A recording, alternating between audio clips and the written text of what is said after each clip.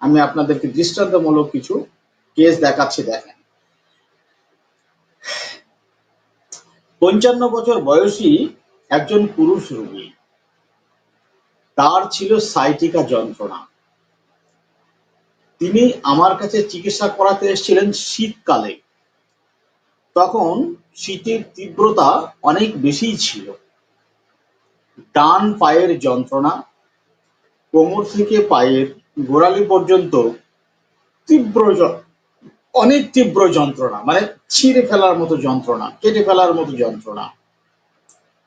এই যন্ত্রণায় তিনি চলাফেরা করতে পারছেন না, হাঁটা চলা করতে পারছেন না, এত বেশি খারাপ পরিস্থিতি হয়ে গেছে। তো রুগী বিভিন্ন চিকিৎসা করেছেন, করার পরও ব্যর্থ হওয়ার পর তিনি আমার কাছে এসেছিলেন। রুগীর চেহারা হচ্ছে মাঝারি গঠন, শরীরে ভালো শক্তি রয়েছে, বেশ শক্তপোক্ত, কিন্তু শুধু ব্যথার কারণে রুগী একেবারে পঙ্গু হয়ে গেছে, যার জন্য তিনি চলাফেরা ঠিকমতো করতে পারছেন না, প্রচুর যন্ত্রণায় কষ্ট পাচ্ছেন। আমি যে লক্ষণগুলো নিয়েছিলাম সেগুলো হচ্ছে এরকম, যে হাঁটলে তার কষ্ট বেশি হচ্ছে, যন্ত্রণা বেশি হচ্ছে হাঁটলে, গরম স্যাঁক দিলে এবং দাঁড়ালে প্রচুর যন্ত্রণা বেড়ে যাচ্ছিল, এবং ঠান্ডা জল প্রয়োগ করলে আরাম, বিশ্রামে আরাম, চাপ দিলে আরাম। রাত্রিবেলাতে লেপ কাঁথার মধ্যে শুতে হচ্ছে, যেহেতু শীতের তীব্রতা ভালোই ছিল, তো রাত্রিবেলাতে লেপ কাঁথার মধ্যে শুয়ে থাকলে যখন আপনার গরম হয়ে ওঠে তখন তার যন্ত্রণা বেড়ে যাচ্ছে। তো কখনো কোমর থেকে পা পর্যন্ত লেপ কাঁথা ফেলে দিয়ে আলগা থাকছে, আবার শীত বেশি লেগে গেলে তখন আবার ঢাকা দিয়ে দিতে হচ্ছে। এইভাবে তার সারা রাত কাটে।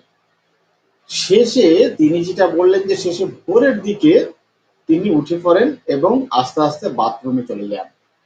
বাথরুমে গিয়ে তিনি ট্যাঙ্কের যে জল রয়েছে, শীতের ট্যাঙ্কের জল কত ঠান্ডা বোঝেন, ট্যাঙ্কের জল ছেড়ে দিয়ে তিনি কোমর থেকে পা পর্যন্ত ভিজাতে থাকেন। তাতে তার ভীষণ আরাম লাগে, প্রচুর আরাম লাগে। তো ওই ট্যাঙ্কের জল বন্ধ করে দিলেই তার আবার শিশির শিশির শিশির শিশির করে যন্ত্রণা বাড়তে থাকে, যন্ত্রণা বাড়তে থাকে। এই রকমের যন্ত্রণায় প্রচুর কষ্ট পেয়েছেন। কি মেডিসিন বলুন, কি মেডিসিন?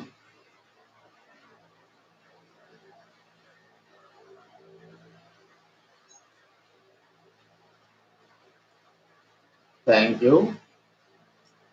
আপনারা যারা আমার সঙ্গে রয়েছেন অবশ্যই লাইভটিকে একটু শেয়ার করুন, প্রত্যেককে লাইভের আলোচনা শোনার সুযোগ করে দেবেন।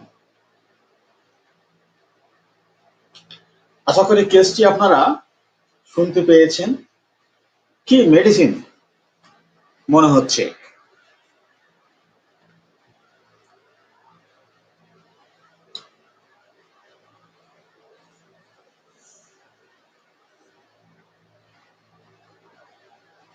ভোরবেলা উঠে পেশেন্ট বাথরুম চলে যাচ্ছেন, বাথরুমে গিয়ে ট্যাপ খুলে কোমর থেকে পায়ের পাতা পর্যন্ত ওই ঠান্ডা জল দিয়ে ভিজিয়ে নিচ্ছে। ভিজাইলে আস্তে আস্তে আস্তে আস্তে আস্তে আস্তে যন্ত্রণা কমে যাচ্ছে, দারুণ আরাম হচ্ছে। অনেকক্ষণ ধরে ভিজানো, গায়ে থাকে চাদর আর নিচে থাকে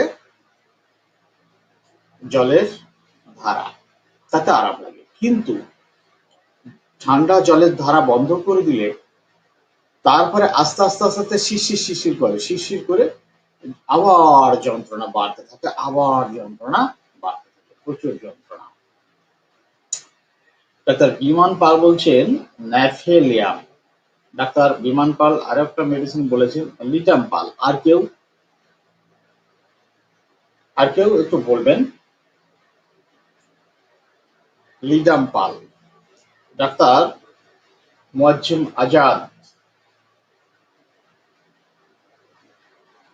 এমডি আজাদ, লিডাম পাল। আর কেউ? বাহ, খুব দারুণ দারুণ হচ্ছে। আপনাদের সক্রিয়তা দেখে আমি খুব স্তব্ধ হয়ে গেছি। এটা হচ্ছে আমাদের, মানে কে কতটা আমরা বেশি জানি এই বাহাদুরি দেখানোর প্ল্যাটফর্ম নয়, আমরা শেখাশেখি করছি।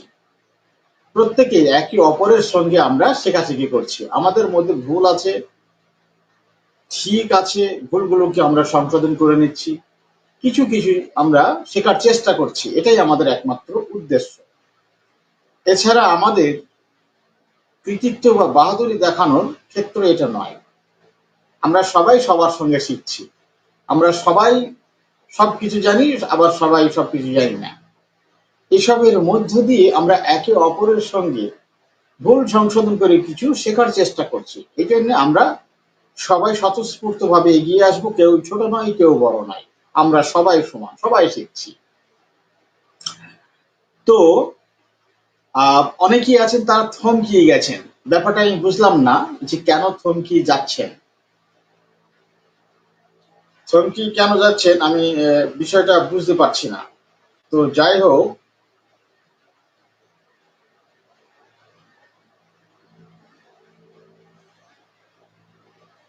আমি বলি, এই কেস অনেক ঘাঁটা কেস, ঘাঁটা মানে অনেক ঘেঁটে গেছে, বিভিন্ন ওষুধ খেয়ে খেয়ে খেয়ে খেয়ে ঘেঁটে গেছে, বিভিন্ন প্যাথির ওষুধ খেয়ে খেয়ে ঘেঁটে গেছে। তো সেই অনেকেই বলেছেন যে কোমর অপারেশন করতে হবে, শির দ্বারা অপারেশন করতে হবে, বালজিং হয়ে গেছে, এরপরে প্রোট্রুশন হয়ে গেলে অবস্থা খুব খারাপ হয়ে যাবে, হ্যাঁ অপারেশন ছাড়া এ সারবে না, অনেক কিছু। তো যাই হোক, আমি তাকে মেডিসিন দিয়েছিলাম কিসের ওপর ভিত্তি করে দেখেন। আমি জানতাম যে বহুজন ন্যাফেলিয়াম, লিডাম্পাল এই সমস্ত ওষুধ ওনাকে খাইয়ে খাইয়ে মানে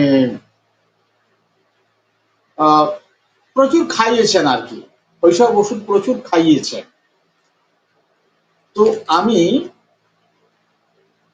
যখনই এই ঠান্ডা জলের ধারাতে তার সাইটিকা ব্যথার প্রচুর আরামের কথা শুনলাম, সেই সঙ্গে সঙ্গে আমি পেশেন্টকে খুব ভালো করে পর্যবেক্ষণ করলাম। কেননা মেডিসিনের মানসিক লক্ষণগুলো আমার জানা আছে, সেইখান থেকে আমি পর্যবেক্ষণের মধ্য দিয়ে এবং কেস টেকিং এসবের মধ্য দিয়ে, কথোপকথনের মধ্য দিয়ে ব্যক্তিত্বকে আইডেন্টিফাই করতে চেষ্টা করলাম যে আমার সামনে যে ব্যক্তি বসে আছেন এই ব্যক্তি কে,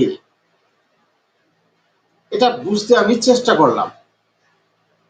তো বাকি যে সিমটম গুলো ছিল সেই সিমটম গুলো আমি এবার আপনাদের শোনাচ্ছি, দেখেন।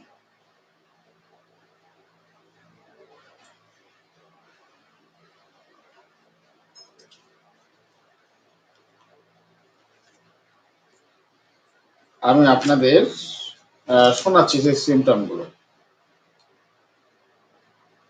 মন অত্যন্ত বিষণ্ণ, বিষণ্ণ বুঝলাম কেমন করে, নিরানন্দ, খুব দুশ্চিন্তিত, মুখে কোনো হাসি নেই, মুখ ভার, মনে কোনো আনন্দ নেই, ব্যথা বেদনায় সে একেবারে বিমর্ষ বিষণ্ণ, খুবই দুঃখী, অর্থাৎ মন মরা, খুব মনের কষ্ট, এত ব্যথা যন্ত্রণায় সে অভিভূত, দুশ্চিন্তিত।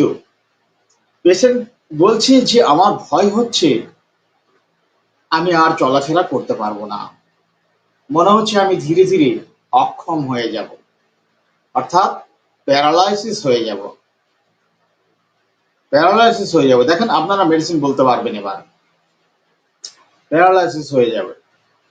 দীর্ঘদিন ধরে মনে গভীর অশান্তি, কথোপকথনে এই সমস্ত বিষয়গুলো উঠে এসেছিল, দীর্ঘদিন ধরে মনে গভীর অশান্তি, গ্রামের নেতারা গরিবদের হক মেরে খাচ্ছে, গ্রামের নেতারা গরিবদের হক মেরে খাচ্ছে। দিন দিন মানুষ অভাবের মধ্যে পড়ে যাচ্ছে, দেশে কোনো উন্নতি নেই, সারা পৃথিবীতে শুধু মারামারি, খুনাখুনি, হত্যা, লুটপাট চলছে। মনটা ভালো নেই। আমি অন্যায় মেনে নিতে পারি না, আমি প্রতিবাদ করি। অন্যায় দেখলেই প্রতিবাদ করি, ঝামেলা হয়, তার জন্য অনেক কেস খেয়েছি। আমি কাউকে ভয় করি না। অন্যায় করবো না তো ভয় পাবো কেন? অন্যায় করবো না তো ভয় পাবো কেন?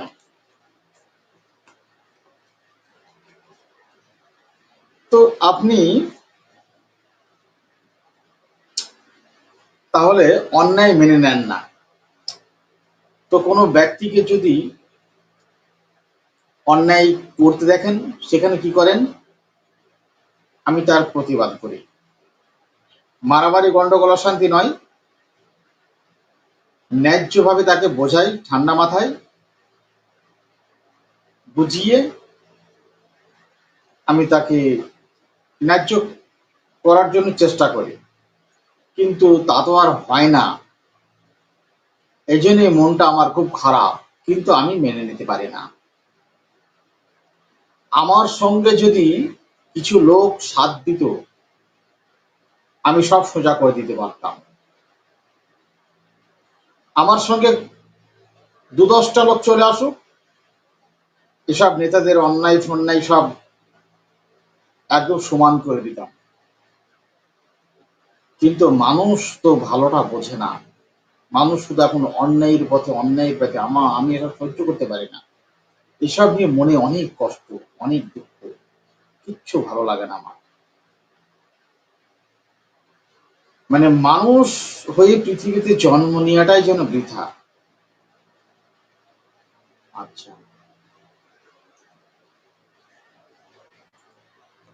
আমি এই মানে খুব সংক্ষিপ্ত একটা কেসের মধ্যে কথাবার্তা বলতে বলতে আমি বুঝে গিয়েছিলাম।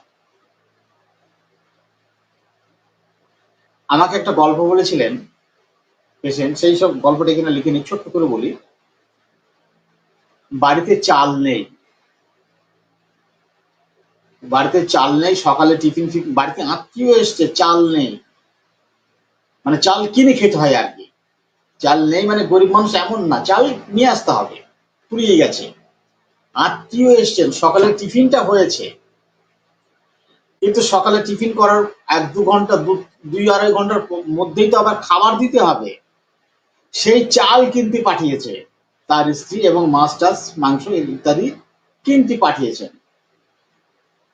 ইতিমধ্যে মার্কেটে এসে দেখছে যে তারই মানে পরিচিত একজনের মা খুব অসুস্থ,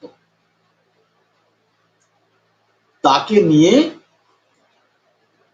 কৃষ্ণনগরের শহরে ডাক্তারের কাছে যেতে হবে।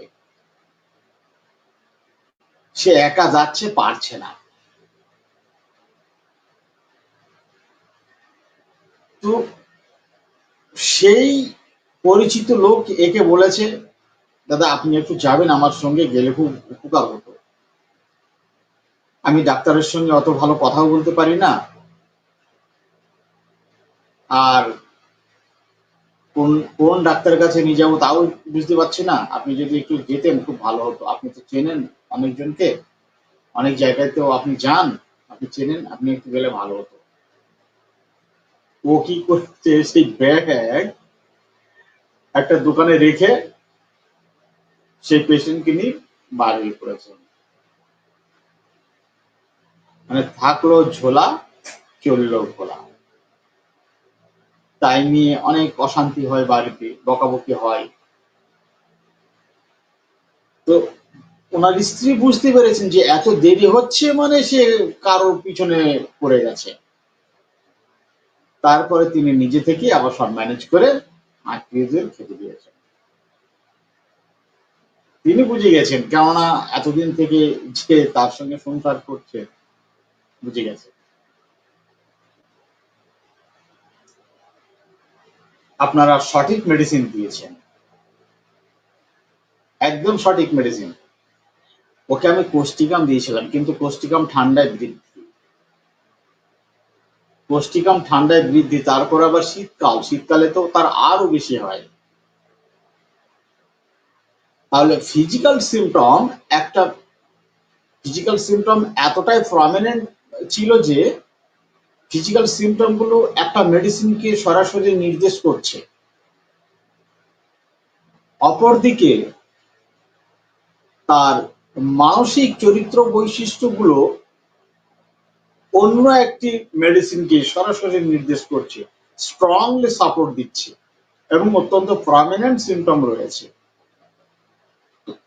তাহলে কাকে ধরে মেডিসিন দিতে হবে? কাকে ধরে?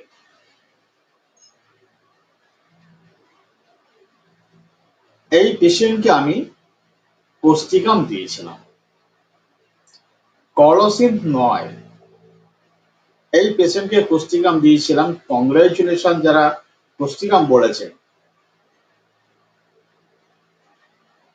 এত আজকে ভালো লাগলো যে আপনারা মানে ফিজিক্যাল সিমটম গুলো অত্যন্ত স্পষ্ট থাকা সত্ত্বেও মানসিক লক্ষণ না পাওয়ার জন্য আপনারা থমকে গেছেন, ব্যাপারটা ভালো লাগলো।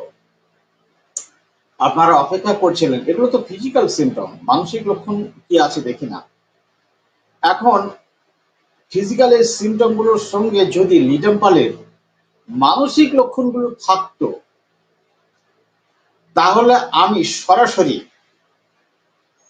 লিডাম্পালকে ব্যবহার করতাম, অন্য কোনো মেডিসিনই যেতাম না। তাহলে physical symptom plus mental symptom যখন সদৃশ হয়ে যাবে, তখন একেবারে সোনায় সোহাগা হরি হওয়ার আত্মা, ওইখানে আর দেখতে হবে না, রুগী ফটাফট ঠিক হয়ে যাবে। কিন্তু যেখানে ফিজিক্যাল সিমটম একদিকে টানছি, মানসিক লক্ষণগুলো আরেক দিকে টানছি, সেখানে এর এর বিচার কি, এর সমাধান কি? মানসিক লক্ষণ যেখানে আপনাকে অত্যন্ত স্পষ্টভাবে সমাধান দেবে, আপনাকে সেই মানসিক লক্ষণের ভিত্তিতে মেডিসিন দিতে হবে। কেননা হোমিওপ্যাথিক চিকিৎসা পদ্ধতিতে treat the patient, not the disease. পেশেন্টের গুরুত্ব হচ্ছে অনেক বেশি, ডিজিজের গুরুত্ব নয়। সিমটম গুলো কি ছিল এই জন্য বলি, যে যারা মানসিক লক্ষণকে অধিক গুরুত্ব দিয়ে হ্যানিম্যানি হোমিওপ্যাথিকে প্রতিষ্ঠা করার চেষ্টায় আদর্শ হোমিওপ্যাথি চিকিৎসায় মানে লেগে রয়েছেন, তাদেরকে যারা কটাক্ষ করেন, দুর্ভাগ্য, একেবারে দুর্ভাগ্য। সিমটম হচ্ছে অ্যানার্চিস্ট, অন্যদের অনৈতিক নীতিকে ইনি মেনে নিতে পারেন না। অনৈতিক নীতিগুলোকে ভেঙে চুরমার করে উনি ন্যায় নীতি প্রতিষ্ঠা করতে চান। নিজের ক্ষতি পরের লাথি, নিজের ক্ষতি আর পরের লাথি, সেখানে তার নাক গলানো কিসের দরকার? নিজের জন্য তো কিছু নয়, যা করে সবই তো পরের জন্য। পরের জন্য করতে গিয়ে নিজে লাথি খায়। তবুও সে মানে প্রবণতা, আমাদের যে সাসেপ্টিবিলিটি বলা হয়েছে এবং পিকুলিয়ার আনকমন স্ট্রাইকিং সিমটম বলা হয়েছে, এটাই হচ্ছে কোস্টিকামের পিকুলিয়ার আনকমন স্ট্রাইকিং সিমটম, নিজের ক্ষতি পরের লাথি। পরকে সাহায্য করতে গিয়ে একজনকে, দুর্বল ব্যক্তিকে বা গরিব ব্যক্তিকে যখন সাহায্য করতে যাবেন, তখন যাদের হাতে তারা শোষণ হচ্ছে, যাদের হাতে তারা নিপীড়িত নির্যাতিত হচ্ছে, তারা তো অনেক শক্তিশালী, তারা অনেক শক্তিশালী। সেই শক্তিশালীর বিরুদ্ধে গিয়ে আপনি যখন মানে ন্যায্য পায়ে দেওয়ার প্রচেষ্টায় বিরোধিতা করবেন, আপনাকে ছাড়বে? আপনাকে ছাড়বে না। তাহলে পরের জন্য আপনাকে বহুত কষ্ট সহ্য করতে হবে, আর এটা না করে সে থাকতে পারে না। এটাই হচ্ছে ওর আনকমন পিকুলিয়ার স্ট্রাইকিং সিমটম। কতটা যত্ন দিতে পারলে খুশি হবে কোষ্টিকাম তা জানে না। অ্যানার্জিস্ট, sympathetic, sympathy for suffering of others। Maximum ব্যক্তি বলবেন অন্যের কষ্ট দেখলে, অন্যের দুঃখ দেখলে, অন্যের কষ্ট দেখলে, অন্যের দুঃখ দেখলে আমার মনে খুব কষ্ট হয়, আমার মনে খুব দুঃখ হয়।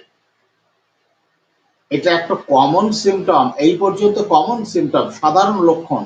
একজন নিষ্ঠুর ব্যক্তির মনেও এতটুকু দয়ার উদ্রেক হয়, কিন্তু প্রতিক্রিয়া স্বরূপ সে কি করেন? কোষ্টিকাম প্রতিক্রিয়া স্বরূপ মানে সহানুভূতির নেপথ্যে কোষ্টিকাম প্রতিক্রিয়া স্বরূপ যা করেন আর কোনো ব্যক্তি পারেন না করতে। হোমিওপ্যাথিতে আর দ্বিতীয় কোনো মেডিসিন নেই সে এটা করতে পারেন, একমাত্র কোষ্টিকামই পারেন, আর কেউ পারে না। স্বাভাবিক যে লেভেল সেটাকে অতিক্রম করে চলে যায়।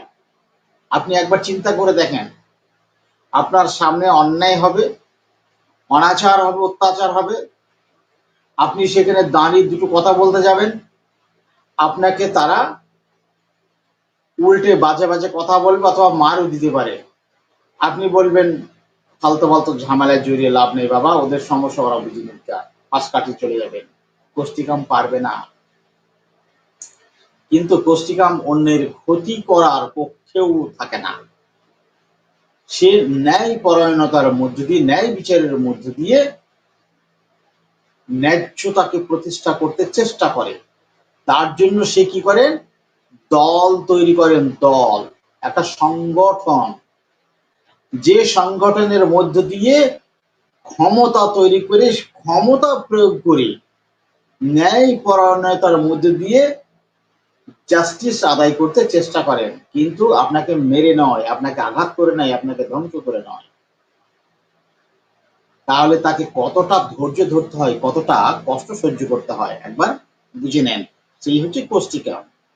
Elements from grief, elements from grief, দীর্ঘদিন ধরে মনে গভীর অশান্তি। কেন না?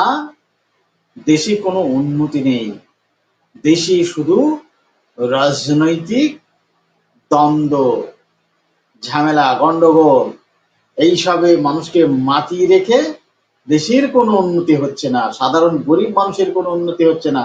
তারা যে কষ্টের মধ্যে রয়েছে, দিন দিন কষ্টের মধ্যেই চলে যাচ্ছে। এইসব দেখে ও সহ্য করতে পারছে না।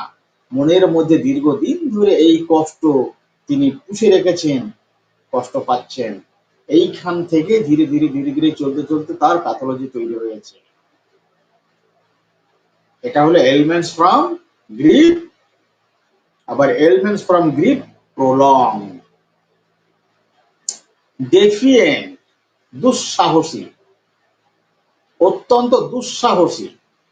ডেফিয়েন্ট, দুঃসাহসী না থাকলে সে বাধার মুখে প্রতিক্রিয়া সৃষ্টি করতে পারবে না, দুঃসাহসী দেখাতে পারবে না, এ অত্যন্ত দুঃসাহসী। সেই সাথে সাথে এই ব্যক্তি আবার অত্যন্ত অ্যাফেকশনেট,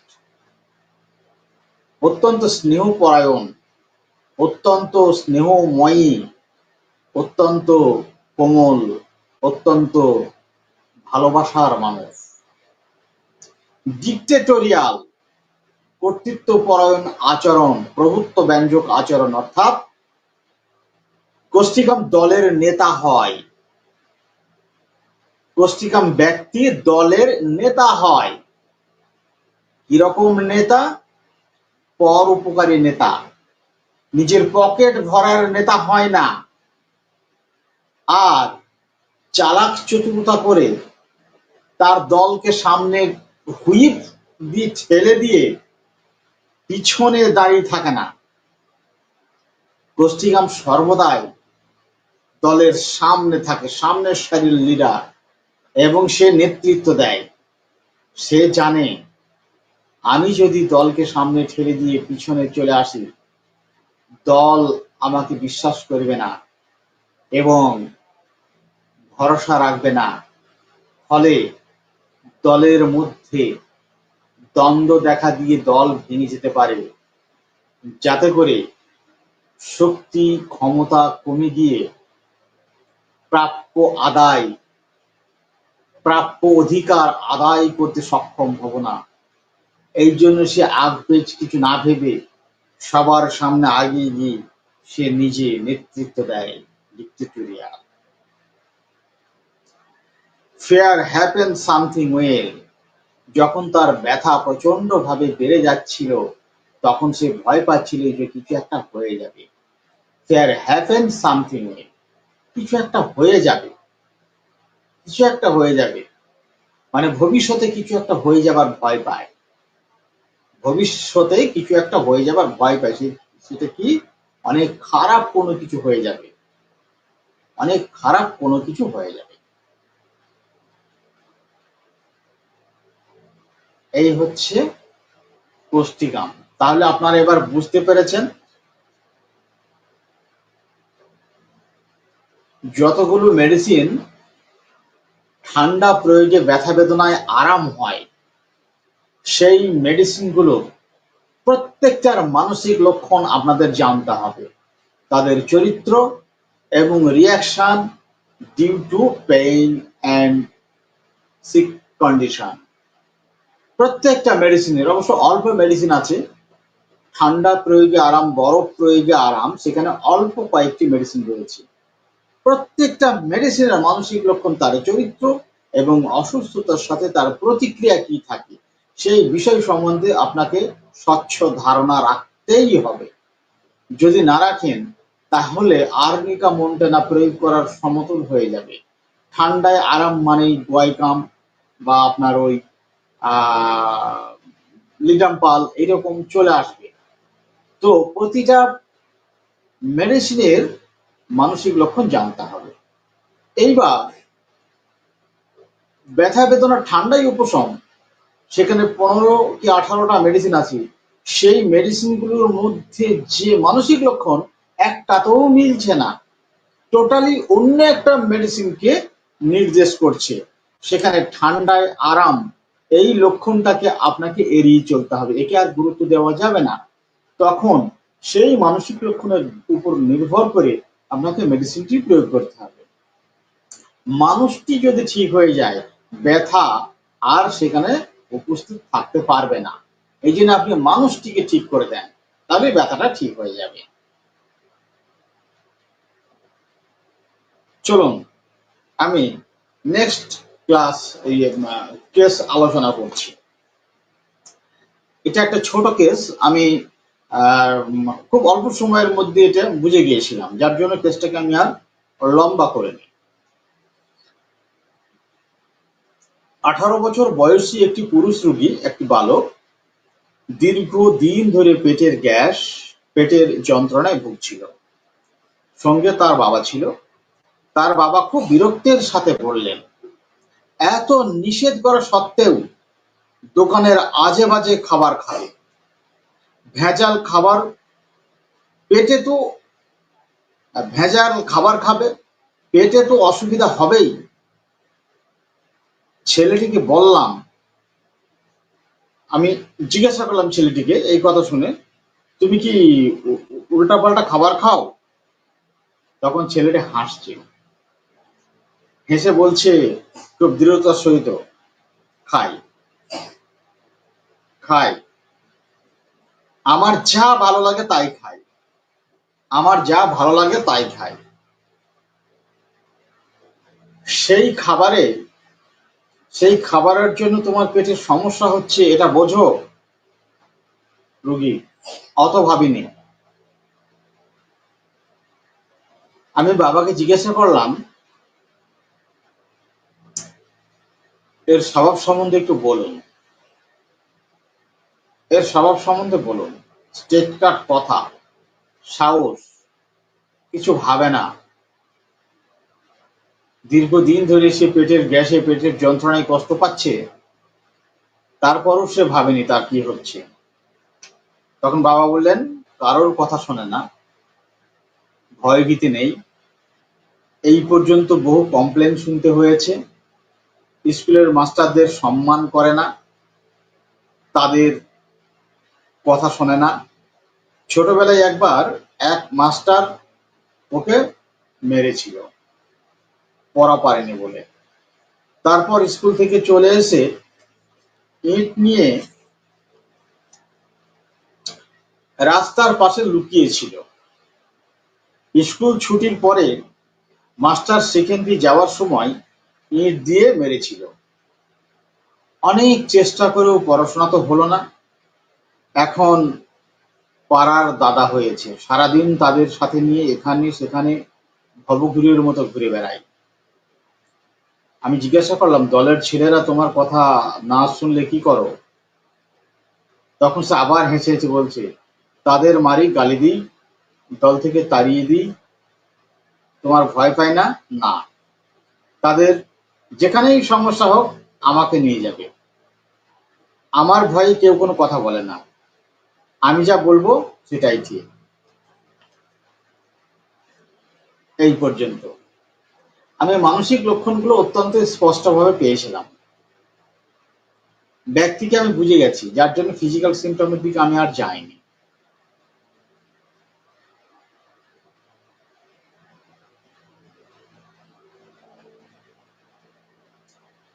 কি মেডিসিন মনে হচ্ছে?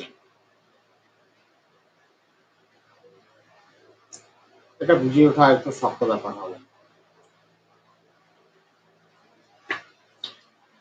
তারপরেও একটু চেষ্টা করুন তো, দেখুন তো। পেশেন্টটাকে আগে অ্যানালাইসিস করুন, মেডিসিন তো পরে, আগে পেশেন্টটাকে বোঝার।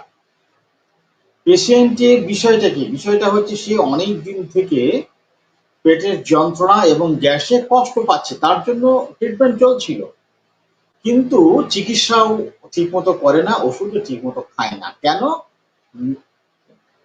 Doctor Mohammad Tanvir, doctor Mahmud Tanvir, thank you. খুব দ্রুত রেসপন্স করার জন্য থ্যাংক ইউ। আর কেউ আপনারা বলুন। তো সে গুরুত্বই দেয়নি, গুরুত্বই দেয় না, একদম গুরুত্ব দেয় না। যাতে সমস্যা হয় সেগুলোই সে খেয়ে যাচ্ছে, একদিকে খাচ্ছে, একদিকে ওষুধ খাচ্ছে, খাচ্ছে ওষুধ খাচ্ছে। এই আবার একটু ভালো থাকলে বা একটু কমলে আর ওষুধ খাবে না, কিছুই খাবে না। তো এই যে সমস্যা, এই সমস্যার সাথে তার প্রতিক্রিয়াটা আমি জানতে চাইলাম। ওর বাবার কাছ থেকে শুনেই তো আমি বুঝে গেছি যে ব্যাপারটা কি হয়েছে। তার জন্য ওকে আর আমি খুব বেশি কিছু না বলে আমি সরাসরি ওর জায়গায় চলে গেলাম যে, তুমি যে বাজারে এত উল্টোপাল্টা খাবার খাও, সেই খাবার খেয়েই তোমার পেটে যন্ত্রণা হচ্ছে, গ্যাস হচ্ছে, এটা কি তুমি বোঝো? রুগী কি বললেন? অত ভাবেনি। স্টেট কাট কথা, স্টেট কাট কথা, অত ভাবেনি। তাহলে এর থেকে আপনি বুঝে নেন সে কতটা বুদ্ধিমান মানুষ, কতটা চিকন বুদ্ধির মানুষ, বুঝে নেন। এই একটা জায়গা। তারপরেই হচ্ছে স্বভাব সম্বন্ধে এবার আমি জিজ্ঞাসা করলাম যে, যাতে সমস্যা তাতেই, মানে ও কোনো গ্রাহ্যই করে না এসব।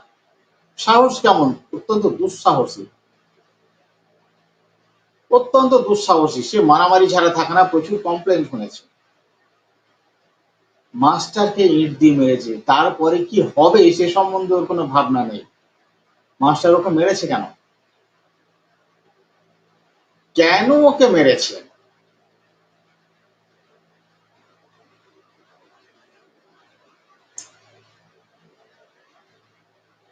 দাদা নমস্কার, আমি বাংলাদেশ থেকে বলছি।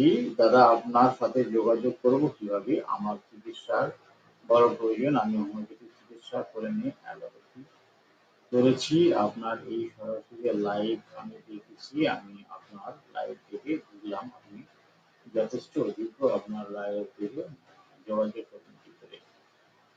আপনি আমাকে মেসেঞ্জারে মেসেজ দিবেন, ফেসবুক মেসেঞ্জারে মেসেজ দেবেন। আমার ইউটিউবে আপনার ফোন নাম্বার দেওয়া আছে, সেখান থেকেও ফোন নাম্বারটা নিতে পারেন।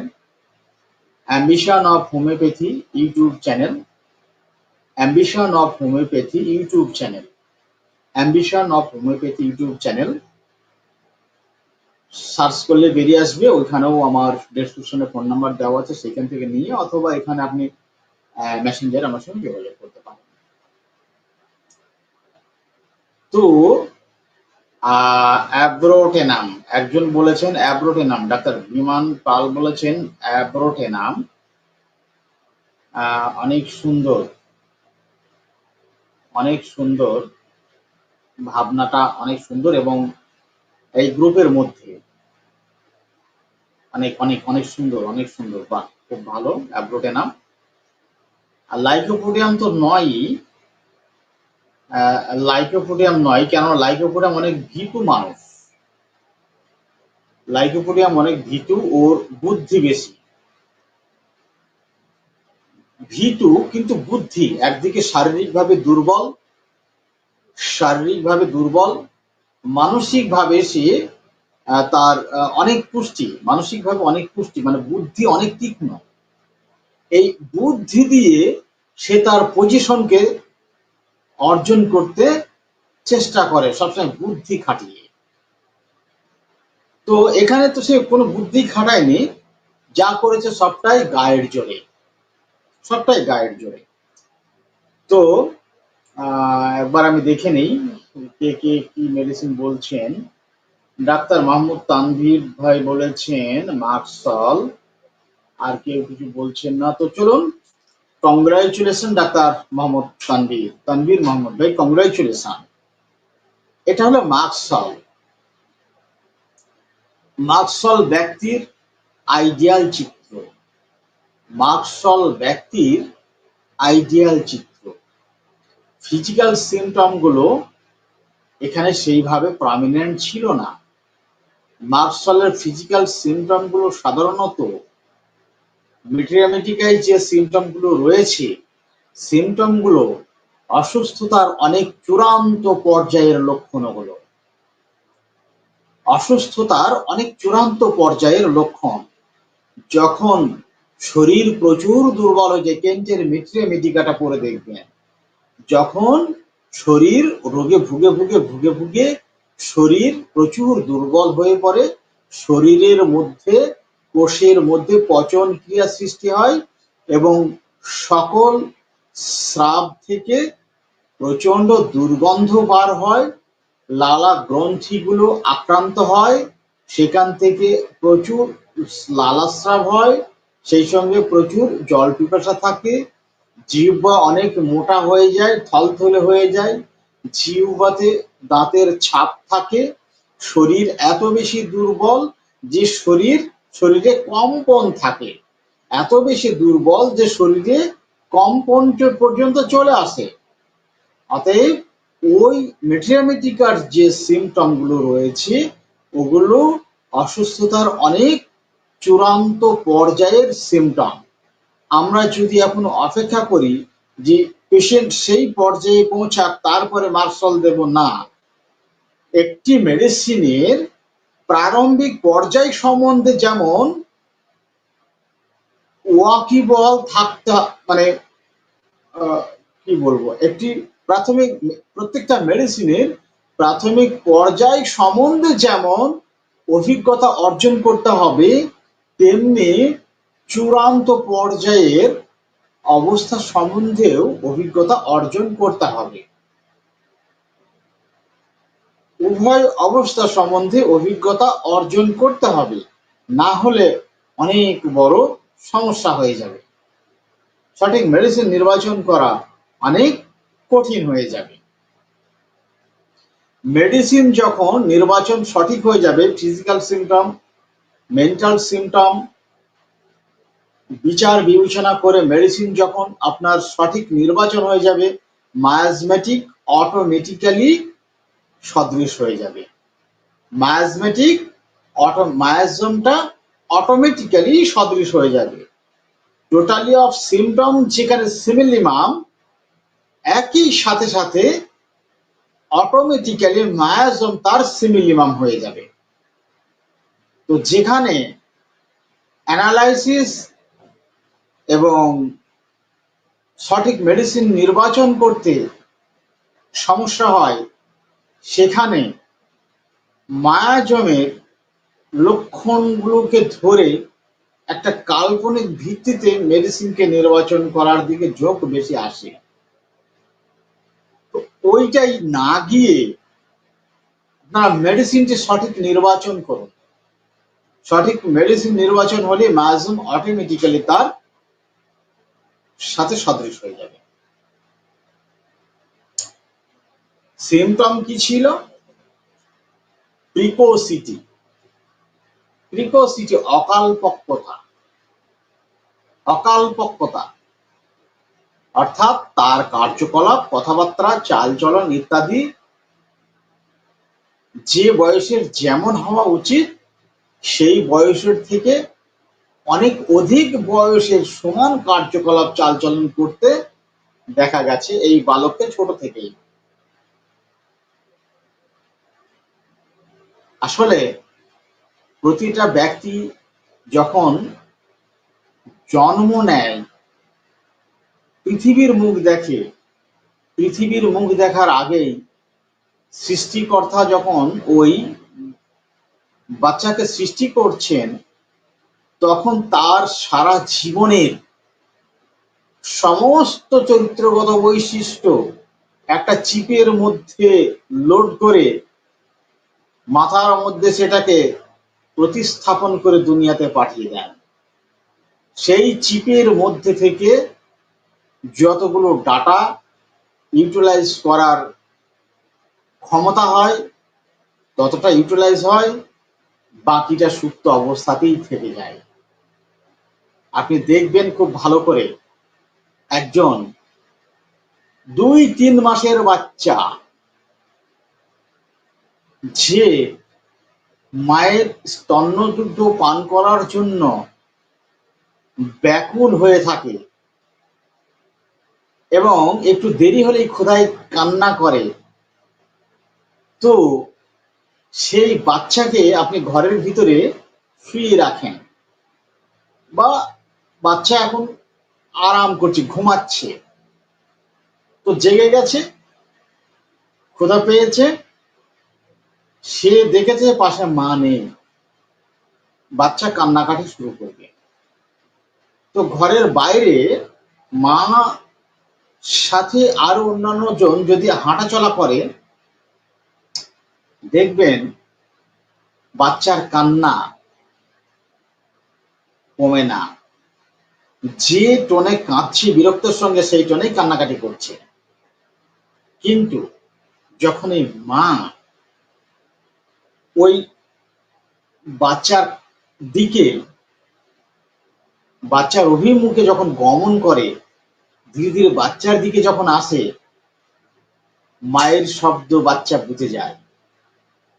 ভালো করে খেয়াল করে দেখবেন কান্নার টোন লো হয়ে গেছে।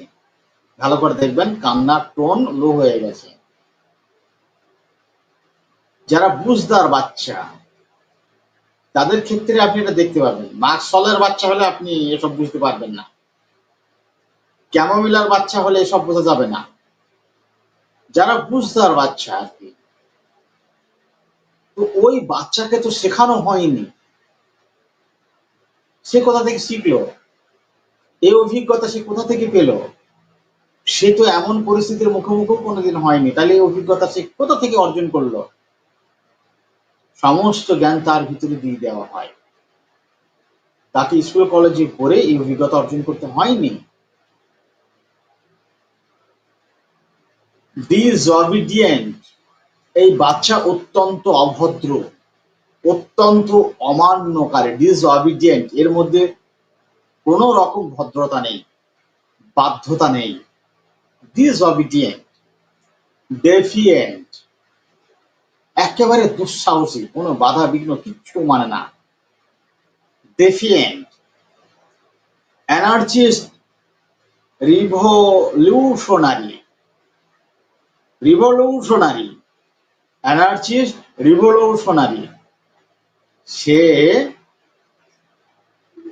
মানে অ্যানার্জিস্ট করছে, মানে টোটালি নিয়মটাকেই ভেঙে দিচ্ছে, পুরো নিয়মটাকে ভেঙে সে তার নিয়ম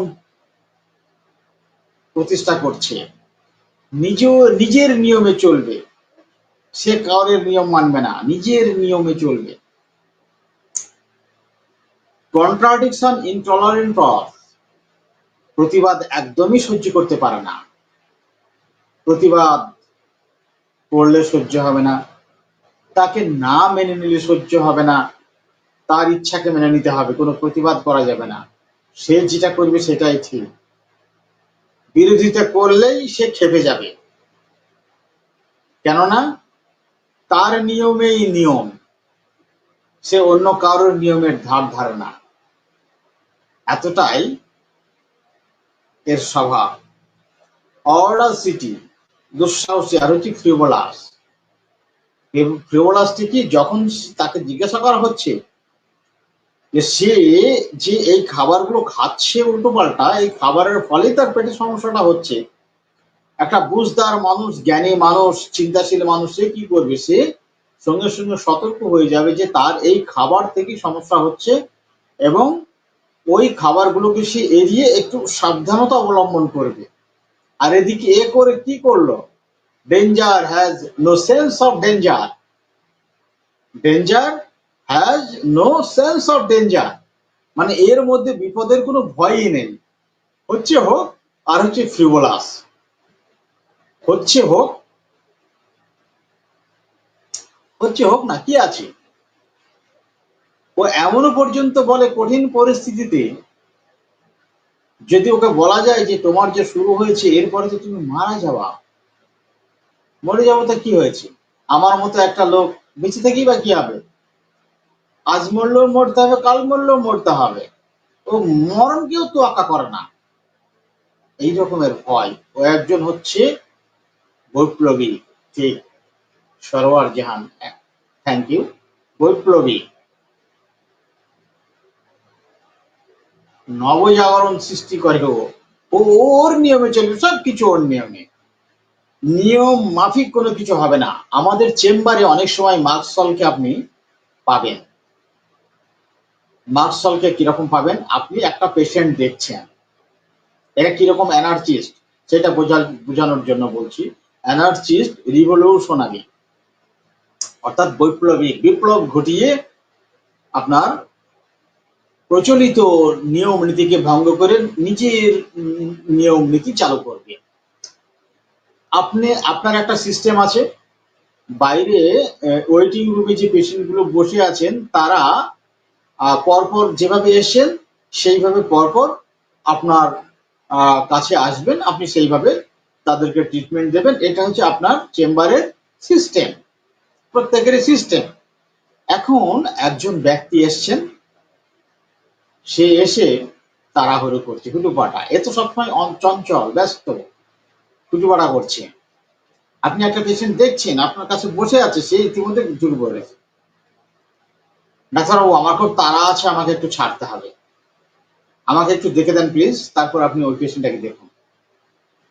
না, এই পেশেন্টকে তো আমি অনেকক্ষণ থেকে দেখছি, হয়ে গেছে প্রায়, ঠিক আছে ডাক্তারবাবু আপনি আমাকে একটু দেন না, আমার একটু তাড়া আছে। আপনার ভীষণ বিরক্ত লাগবে, যাকে নিয়ে আমি 10 মিনিট 15 মিনিট কথা বলছি, আর একটু কথা বললেই হয়তো ফাইনাল হয়ে যাবে, মাঝখানে এসে একটা গোলমাল সৃষ্টি করে দিল। আপনি তাকে বললেন যে না হবে না, আপনি একটুখানি বসুন, আপনি 5 মিনিট বসুন, তারপর আপনাকে ডেকে নিচ্ছি।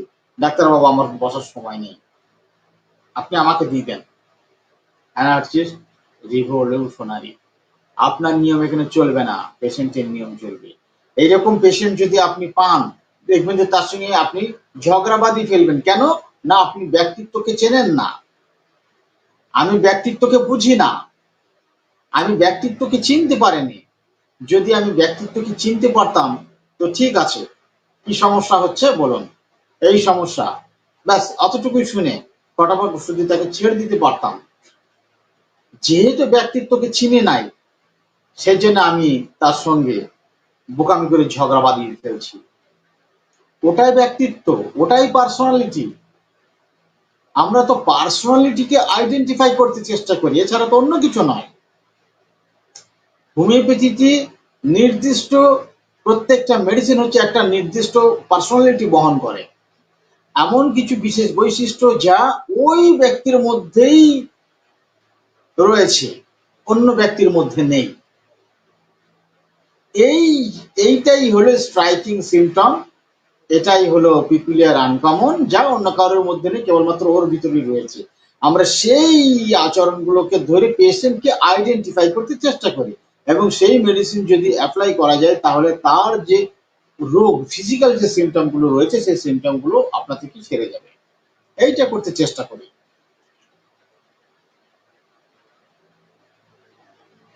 এরকম পেশেন্ট দেখবেন আমরা পাই চেম্বারে। একবার ভাববেন, একদম অ্যানার্জিস্ট রিভলিউশনারি, রিভলিউশনারি। তাহলে বোঝা গেল।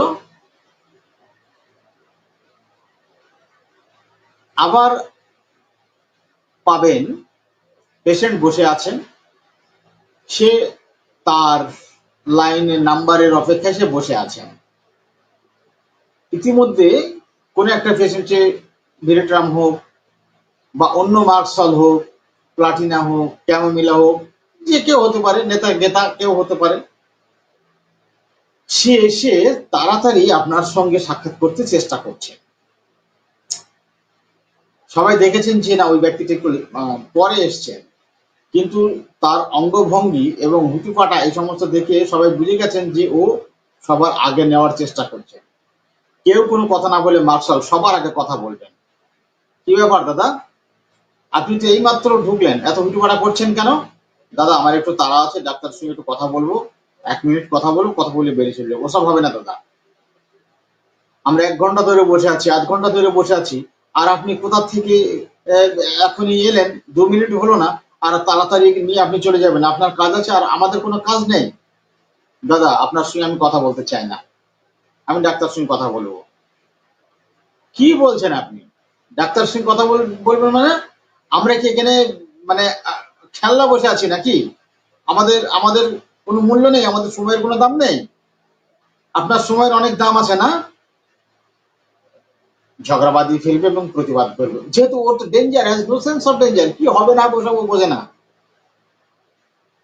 ও প্রতিবাদ করবে। এই প্রতিবাদ করতে গিয়ে যদি হাতাহাতি হয়, মারামারি হয়, করবে, নো প্রবলেম, ও করবে, তবু তাকে আগে যেতে দেবে না। হয় মরবো নাই মারবো, মার্শাল, হয় মরবো নাই মারবো, তবুও ওর নিয়ম মেনে নেব না। এরকম অনেক পেশেন্ট পাওয়া যায়। বলেন বোঝা গেল কিনা? মার্শাল কি বোঝা গেল একটু? মার্শালের ব্যক্তিত্ব কি একটু বোঝানো গেছে?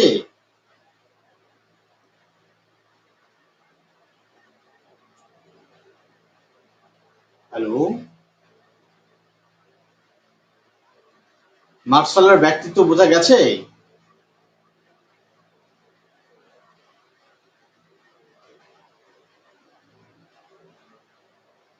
কেউ কিছু বলছেন না, বুঝতে পারছি না আপনারা বুঝতে পারলেন কিনা। মার্শালের অনেক উদাহরণ আছে, অনেক উদাহরণ। চেম্বারে আমরা যেভাবে রোগীগুলোকে পাই তার অনেক উদাহরণ আছে, কিন্তু আমি যতটুকু বললাম সংক্ষেপে, তার মধ্যে দিয়ে মার্শালের একটা ধারণা পাওয়া গেল কিনা?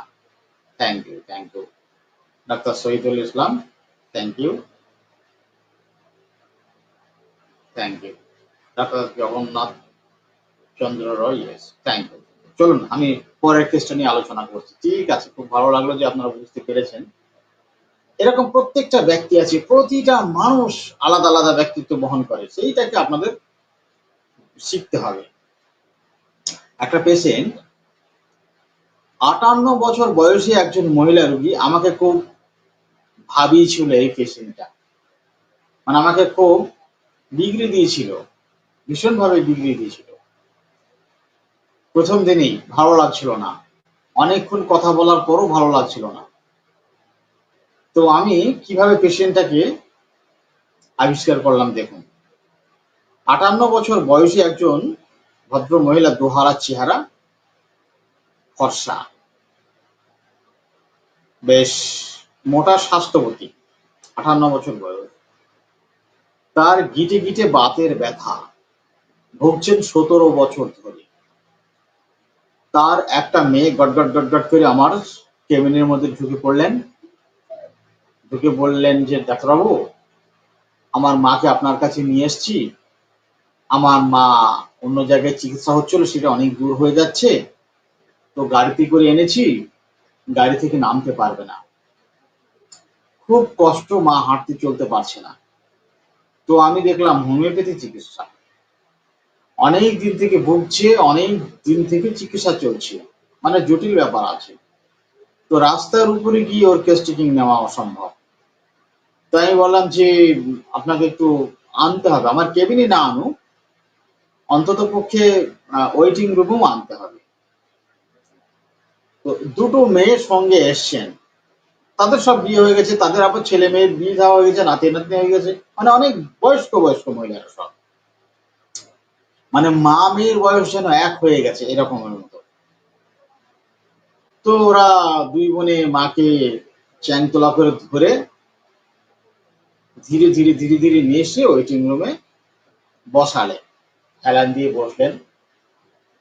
খানিকটা হাঁপিয়ে গেছেন, মানে এইটুকু আসতেই ধকলে হাঁপিয়ে উঠেছেন। আস্তে আস্তে আস্তে আস্তে আস্তে মানে নিজেকে ম্যানেজ করে নিলেন কিছুক্ষণ পর। তারপর আমি পেশেন্টের কাছে গেলাম এবং কথা শুরু করলাম। কিরকম ভাবে দেখেন, বিভিন্ন স্থানে চিকিৎসা হয়েছে, এগুলো মেয়ে বললেন, গাড়িতে করে এনেছে, সঙ্গে দুই মেয়ে আছে, তাকে সৈন্য করে ধরে তুলে নিয়ে আসলেন, এইটুকু বললাম।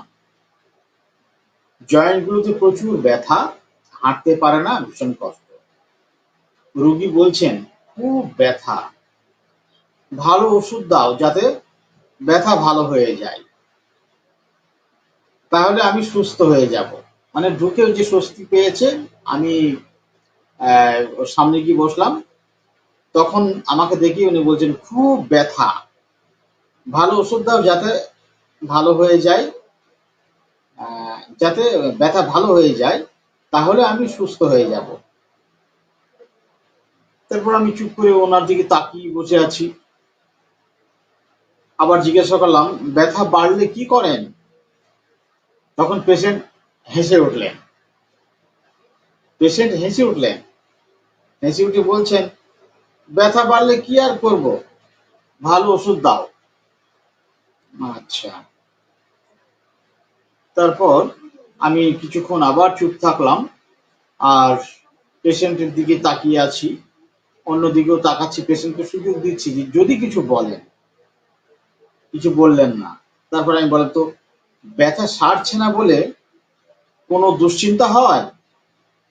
আবার হাসলেন, মানে সেই মানে খুব আবেগে আপ্লুত হয়ে হাসা মতো। এত ব্যথা নিয়ে রুগী আবার এভাবে হেসে হেসে কথা বলছে, হাসার মধ্যে স্মাইলিং ঠিক আছে, কিন্তু আবার লাফিং করে কথা বলছে, লাফিং করছেন প্রথমে। ব্যথা সারছে না বলে কোনো দুশ্চিন্তা হয়? আবার হাসলেন। দুশ্চিন্তা কি করব, ব্যথা হয়েছে, ব্যথা হয়েছে, এর জন্য কি চিন্তা করব? তারপরে আবার বলছে, চিন্তা হয় বই কি। কি চিন্তা করেন পেশেন্ট? খুব দুশ্চিন্তা হয়, ব্যথার ভালো ওষুধ দাও। আবার জিজ্ঞাসা করলাম, ব্যথার জন্য মনের মধ্যে কি সব ভাবনাগুলো চলতে থাকে? মনের সঙ্গে মনের ব্যথা নিয়ে কি কি কথা হয়? মানে আমি আরো সরল করে বোঝানোর চেষ্টা করছি, যাতে ও বুঝে আমাকে উত্তরটা দিতে পারে। খুব দুশ্চিন্তা হয়, ব্যথা সারছে না।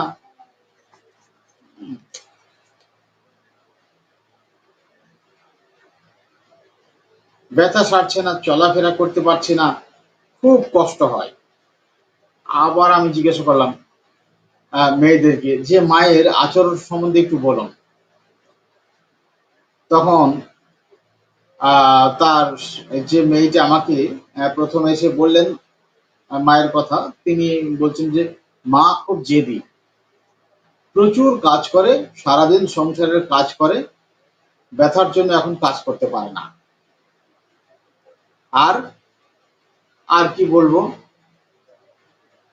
তো আমি তখন মনে মনে বলছি যে মা মেয়ে সব এক, মনে মনে বলছি যে মা মেয়ে সব এক হয়েছে।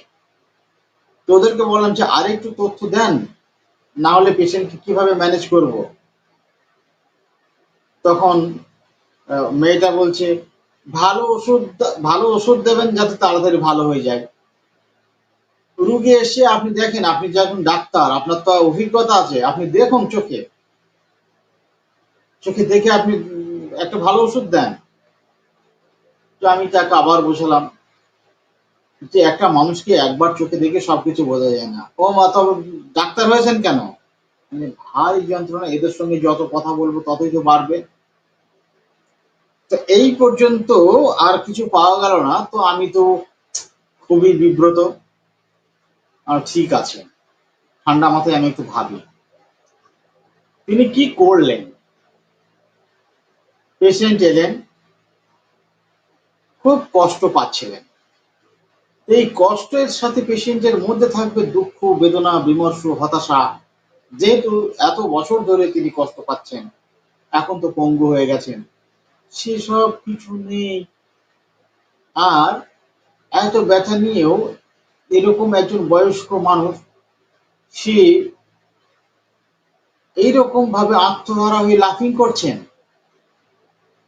তারপরে চিন্তার গভীরে পৌঁছাতে পারছেন না, এবং সে আমাকে যথেষ্ট তথ্যও দিতে পারছেন না। মানুষটা তো এত বড়, তাহলে কি? আমি এই জায়গা থেকে ভেবে একটা সূত্র পেলাম। তারপরে যখন বললেন যে সংসারে প্রচুর কাজ করে এবং খুব জেদি। কিরকম জেদি? যে কাজ করছে তো কাজ করছেই,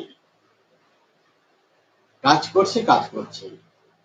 মাঠ থেকে স্বামী বাড়ি আসলেন, ক্লান্ত শরীর, প্রচুর কাজ করেছেন, তাকে একটু জল দেওয়া, কিছু টিফিন দেওয়া, একটু বাতাস করা, ওসব ও বোঝে না।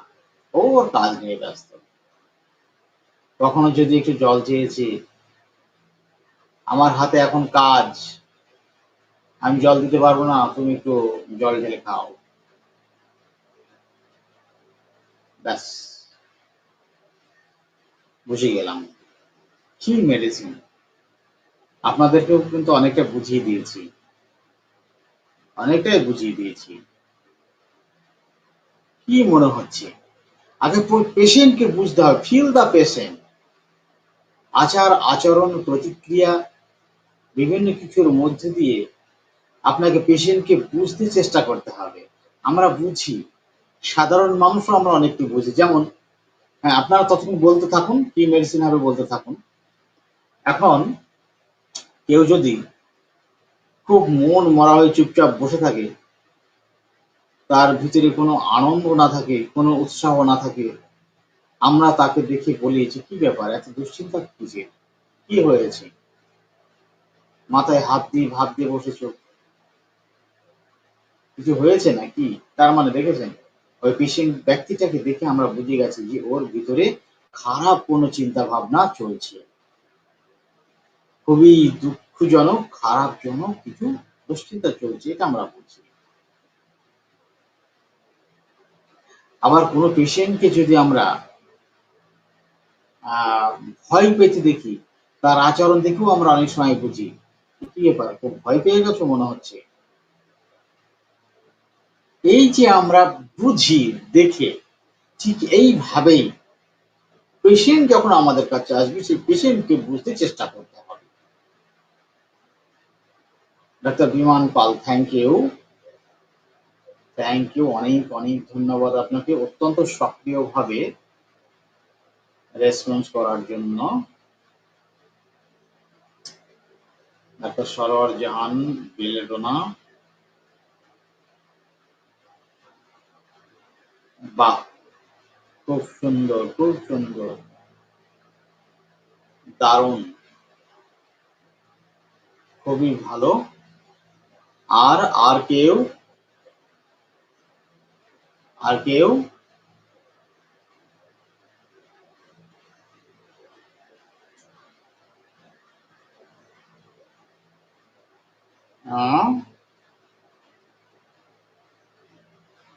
ফ্রিভোলাস danger, no sense of danger.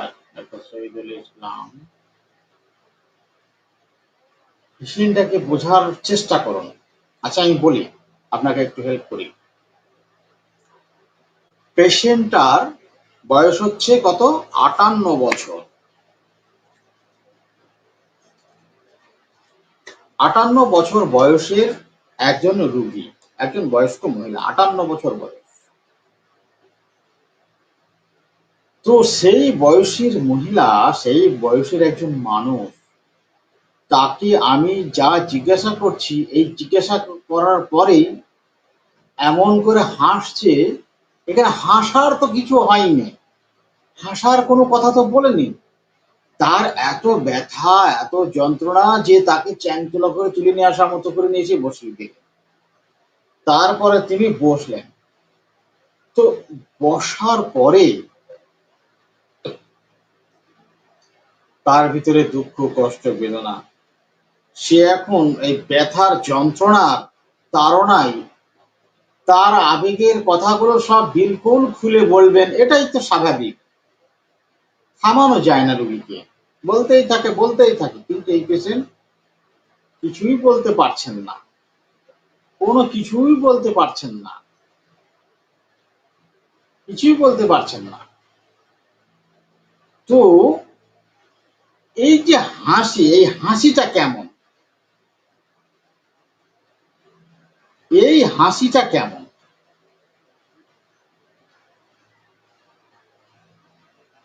আপনি একবার ভাবুন,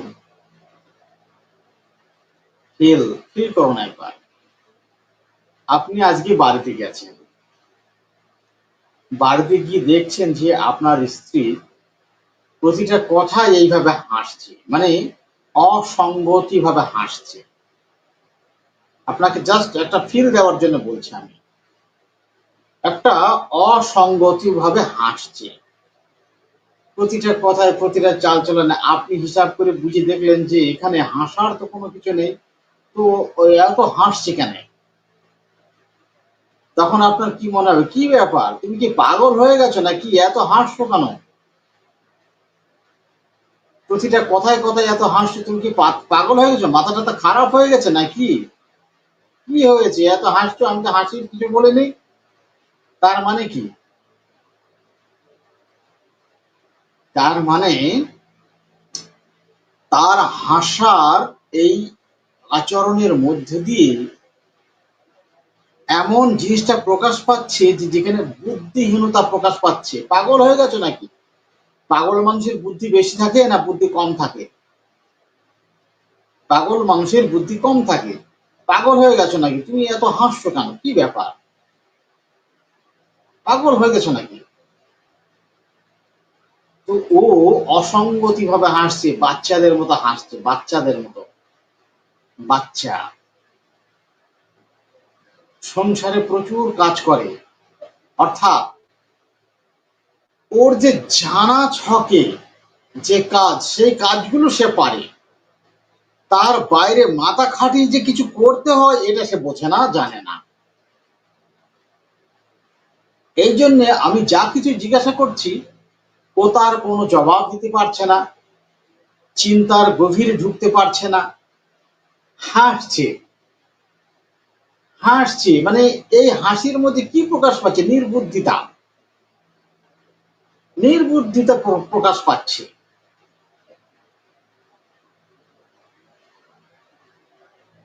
মানে ও কিছু বুঝতে পারছে না। চিন্তার গভীরে যেতে পারছে না, এই রকমের একটি অনুভূতির দ্বারা সে হাসছে, অথচ 58 বছর বয়স তার। আবার জেদি, কেমন জেদি, যখন যে কাজ করবে সেই কাজের মধ্যেই ও লেগে থাকবে। সেইখানে যদি সে মানে অন্য কোনো কাজের হুকুম কেউ করবে না, ও ওর কাজেই লেগে থাকবে। একবার ভাবুন, আপনি আপনি অনেক পরিশ্রম করে বাড়িতে গেছেন। আপনার স্ত্রীর কাজ কি? প্রথম কাজ হচ্ছে অনেক দূর থেকে অনেক পরিশ্রম করে বাড়ি এসছেন, সাথে সাথে তার প্রয়োজন কি অনুভব করা এবং প্রয়োজন মিটিয়ে দেওয়া, জল দেওয়া, গামছাটা আগিয়ে দেওয়া, তাকে সাহায্য সহযোগিতা করা। এটা করা হচ্ছে কি না, মানে সহানুভূতি, সহানুভূতি, সাহায্য সহযোগিতা, সহানুভূতি দেখানো, যে ভালোবাসার একটা আবেগ এই কার্যকলাপের মধ্য দিয়ে প্রকাশ করা, যে আমার ভালোবাসার মানুষটির কষ্টের সাথে আমি সমব্যথী, আমি তার সেবা যত্ন করছি। এটা অন্তর থেকে হয়, ভালো লাগা থেকে হয়। এইগুলো মাথা খাটিয়ে বার করতে হয়, কিন্তু ওর মাথায় এসব আসে না। ও যে কাজ করতে অভ্যস্ত, ও সেই কাজটুকু ভালোভাবে করতে পারে, নিখুঁত ভাবে করতে পারে, প্রচুর মানে অনেক সুন্দর ভাবে করতে পারবে এবং প্রচুর পরিশ্রম করতে পারবে, কিন্তু মাথা খাটিয়ে কিছু একটা করতে হবে সেইটাও পারে না। ব্যাপারটা হয়েছে এই, তাই সে আমার কোনো কথার জবাব দিতে পারছে না। এই ব্যক্তি হলো বেড়াইটা কার? এই ব্যক্তি হলো বেড়াইটা কার? বেলেডোনাতে ইন্টেলিজেন্ট পারসন। বেলেডোনাতে আছে না নেভ বাট ইন্টেলিজেন্ট। বেলেডোনা হাসে কথা বলার সময়। কেন হাসে? না, আমি ওটা নিয়ে ভাবি না, আমি ওটা নিয়ে ভাবি না।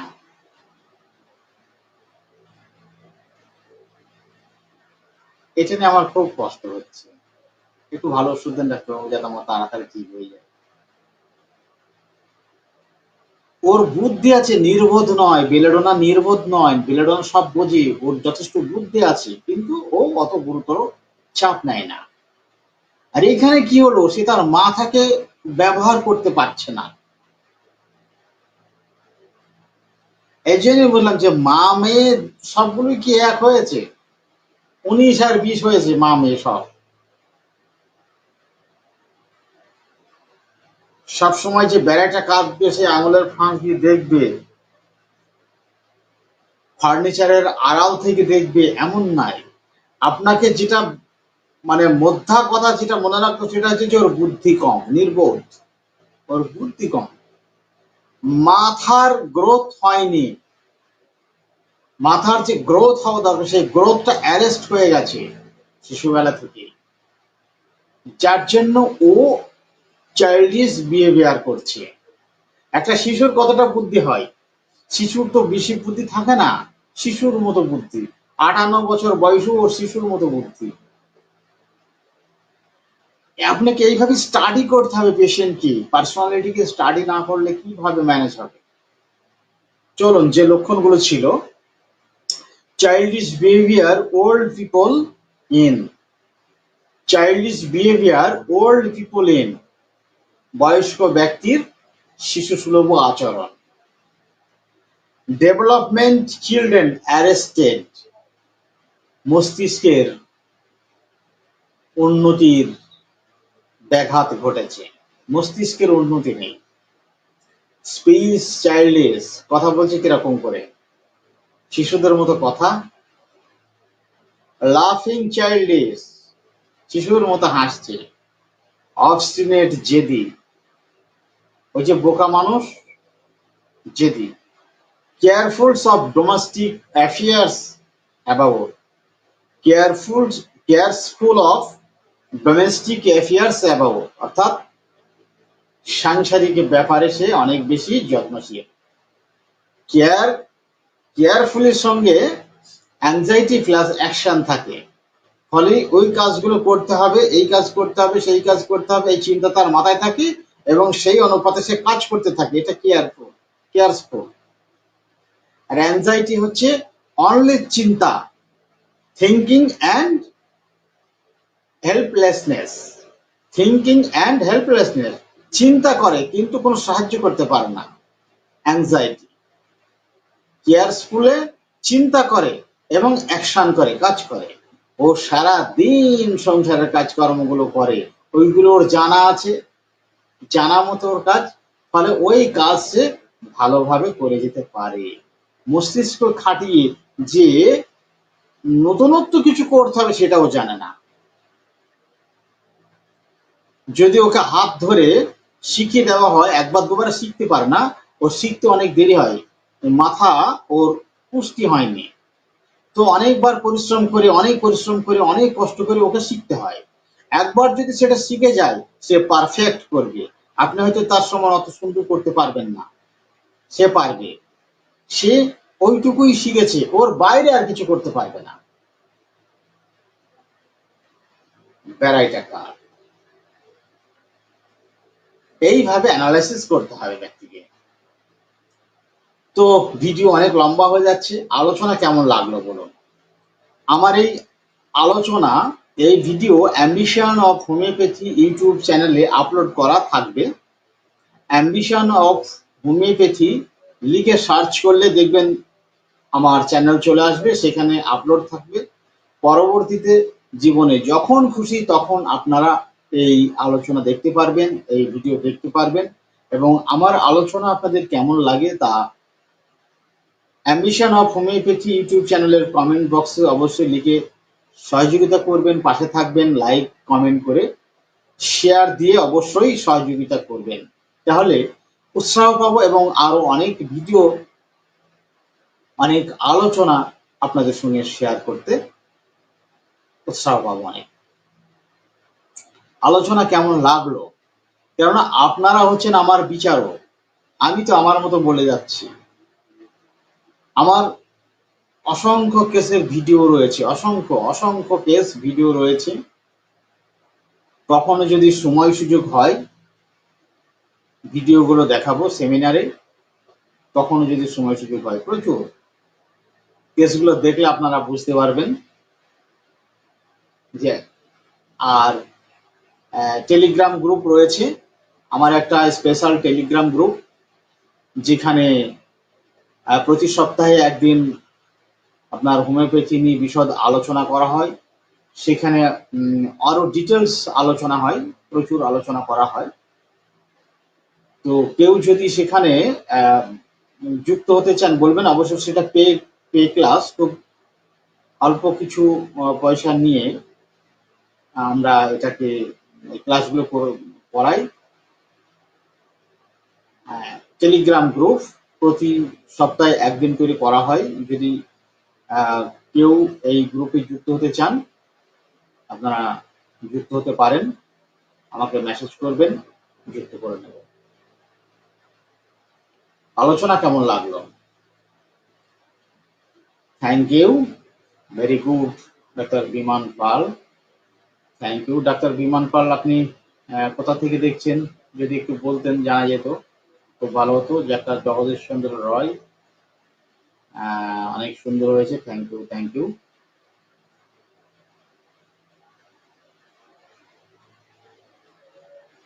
আপনারা হচ্ছেন আমার বিচারক, ভালো মন্দ আপনারা বলবেন, কেমন লাগলো আপনাদের মতামত দেবেন, আপনাদের অভিজ্ঞতা শেয়ার করবেন। তাহলে হবে কি, হোমিওপ্যাথিকে আমরা আরো অনেক ভালো জায়গায় পৌঁছে দিতে পারব। তো আজকে এ পর্যন্তই। চেষ্টা করব পরবর্তীতে আবার লাইভে আসতে। India, thank you. ইন্ডিয়া, আমি নদিয়াতে থাকি। আমি ওয়েস্ট বেঙ্গলের নদিয়া জেলায় থাকি। নদিয়া জেলার কৃষ্ণনগরের কাছাকাছি। Thank you. Doctor Biswas homeo pharmacy, sir খুব ভালো লেগেছে, থ্যাংক ইউ। ভালো থাকবেন সবাই। Ambition of homeopathy learner Telegram গ্রুপে, সেখানে মেডিসিনের টোটাল জার্নি করানো হয়। মেডিসিনের জার্নির সাথে সাথে এই যে রুব্রিকগুলো এখানে আলোচনা হয়, সেই রুব্রিকগুলোর ব্যাখ্যা বিশ্লেষণ, সাথে একই মেডিসিনের কাছাকাছি যে সদৃশ মেডিসিন, সেই মেডিসিনগুলোর পার্থক্য এবং ক্লিনিক্যাল অ্যাপ্লাইয়ের উপরে আলোচনা করা হয়। সেই সাথে সাথে সপ্তাহে অনেকগুলো পেশেন্টের লাইভ দেখানো হয়, ক্লিনিক থেকে সরাসরি লাইভ দেখানো হয়। নতুন পেশেন্টের কেস টেকিং, পেশেন্টের ফলো আপ, কি মেডিসিন কেন দেওয়া হলো, কি কি লক্ষণ, এই সমস্ত কিছু বিচার বিশ্লেষণ সবকিছু আলোচনা করা হয় ওই গ্রুপে। ওইখানে অনেকজন রয়েছেন, তারা অনেক সুন্দরভাবে ডেভেলপ করছেন, খুব ভালোভাবে ডেভেলপ করছেন, এবং অল ওভার ইন্ডিয়া থেকে আমাদের পেশেন্ট আসে, এবং বাংলাদেশ থেকেও প্রচুর আমাদের পেশেন্ট রয়েছে, এবং অল ওভার ইন্ডিয়া থেকে আমাদের পেশেন্ট রয়েছে, হিন্দি ভাষী, বাংলা ভাষী বিভিন্ন পেশেন্ট রয়েছে, যে পেশেন্টগুলো আমরা অনলাইনে দেখি, এবং আমরা সেই পেশেন্টগুলোকে সাধারণত গ্রুপে সবার সাথে দেখারই চেষ্টা করি। যেখানে পেশেন্টদের কোনো আপত্তি থাকে না, সেখানে আমরা পেশেন্টকে গ্রুপেই দেখি, এবং ফলো আপও আমরা গ্রুপে দিই। তাতে করে হয় কি, একদিকে ক্লাসে যে আলোচনা হলো, সেই সাথে সাথে পেশেন্টগুলোকে সরাসরি দেখা, ফলে প্র্যাকটিক্যাল এবং থিওরিটিক্যাল দুটো একসঙ্গে হয়ে যায়। এই সমস্ত কেসগুলোকে আমরা সাধারণত ফেসবুকে আনি না, ইউটিউবে আনি না। ইউটিউব এবং ফেসবুকে এই সমস্ত কেসগুলোকে আমরা নিয়ে আসি না, কারণ হচ্ছে একটা প্রাইভেসির কারণেই আমরা সেগুলো আনতে পারি না, যার জন্য আমাদের সফল কেসগুলো সম্বন্ধে আপনারা কেউই কিছু জানতে পারছেন না। তো আমাদের সঙ্গে যারা যুক্ত হতে চান যোগাযোগ করবেন। গুড নাইট, ভালো থাকবেন সবাই। পরবর্তী লাইভে আবার আপনাদের সঙ্গে দেখা হবে।